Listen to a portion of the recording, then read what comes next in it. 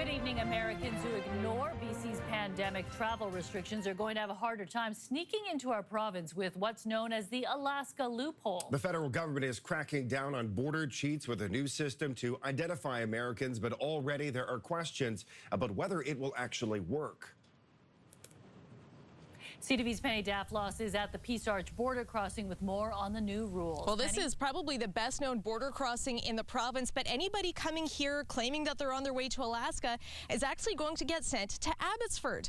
And this crackdown comes as the BC RCMP tell me that 6 Americans have now been ticketed and fined for violations of the Quarantine Act in our province.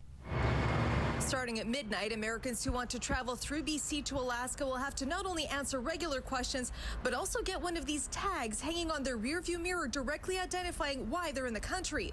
There are only 5 border crossings where Americans can get the hang tag and the approval to travel on to Alaska. 3 are in BC and none of them are near major cities. It's good PR optics for CBSA, but where's the meat? You need teeth in the immigration enforcement system. So handing out a paper tag to be suspended from the rear view isn't going to cut it. While instructions to go to Alaska as quickly as possible with the fewest stops possible are clearly on the document, with fines, jail time, or a travel ban on the table for rule breakers, one of BC's most prominent immigration lawyers finds the crackdown light on details. You've got to register the driver and the passengers in the immigration computer system.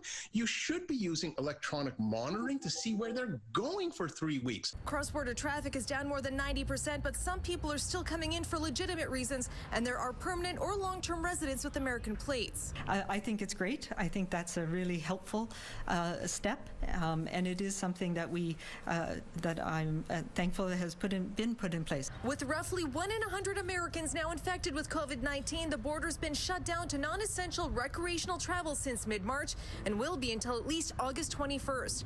For now, Americans who should not be stopping will at least have a clear indication of why they're here.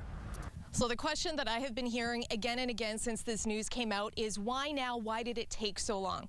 CBSA will not give me an interview to be able to ask a bunch of those questions, and we do know that whenever it comes to dealing with the United States, there are always complex political considerations.